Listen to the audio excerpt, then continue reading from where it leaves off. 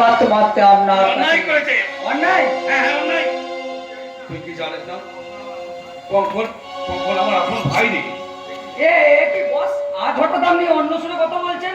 এতদিন আমি ওষুধ ছিলাম, তাই তো আমার এই লক্ষণের মতো ভাইকে আমি চিনতে পারিনি রে কখন।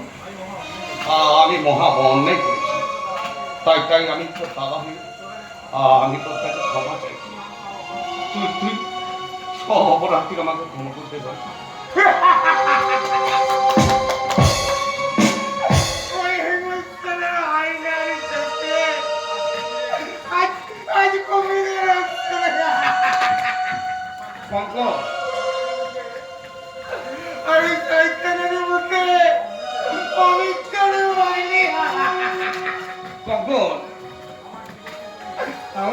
আমার জীবনে তুমি আর কত রসিকতা করবে দাদা।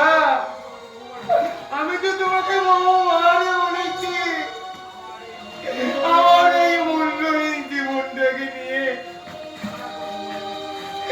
আমার আর কোনো মোহ নেই। তাই তুমি আমার এই প্রাণকে নিয়ে দয়া করে আমাকে মুক্তি দাও। না রে গগন না, মুক্তি দাও। তুই ছাড়া এই পৃথিবীতে কি আছে বল আমার। যদিও একটা বোন ছিল, তাকে তো আমি নিজের হাতে দাদা ভীষণ ঘৃণা হয়ে গেছে। তাই তাই তো আমি ঈশ্বরকে ডেকে বলি, হে ঈশ্বর, আমি মহাপাপ করেছি, আমায় তুমি ক্ষমা করো না, আমায় তুমি ক্ষমা করো না। ওই ওই ঈশ্বরের বিচারে শাস্তি তুমি পারি দাদা, শাস্তি তুমি আমি পারি। তোকে চাই রে গঙ্গর, তোর হাতে শাস্তি হবে আমার একমাত্র শাস্তি। দাদা ঠিক আমি যেভাবে ময়নার গলা চেপে ধরেছিলাম, সেইভাবে তুই তুই তুই তুই তোর হাত দুখানা দিয়ে আমার গলা চেপে ধরতে পারি।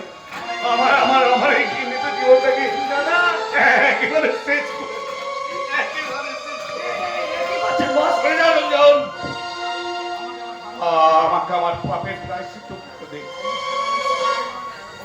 ওই ওই অনুশোচনের অশ্রুতে তোমার সব সব ধুয়ে গেছে দাদা। তুমি তুমি যে তোমার নিজের বলে বুঝতে পেরেছো, এতে এতে আমার দুঃখ সংগ্লান হয়ে গেছে। শুনেছিস রমজান, যার হৃদয় এত মোহ, সেই ভাইকে কি আমি। বস, তুই যা রমজান, বাবুচিকে বলবি আজ থেকে আমার এবং কঙ্কনের খাবারটা একই টেবিলে সাজা। ঠিক আছে বস। আসো এক্ষুনি গিয়ে তুই কঙ্কনের জন্য 4 জোড়া দামি প্যান্ট শার্টের অর্ডার দে। ওকে বস, আমি এক্ষুনি যাচ্ছি। আরেকটা কথা, আজ থেকে কঙ্কন আমার পাশে দূরেই থাকবে, ওকে? ওকে বস, আমি সব ব্যবস্থা করে দিচ্ছি। তোমার তোমার এই মনের পরিবর্তন আমাকে অবাক করে দিয়েছে দাদা।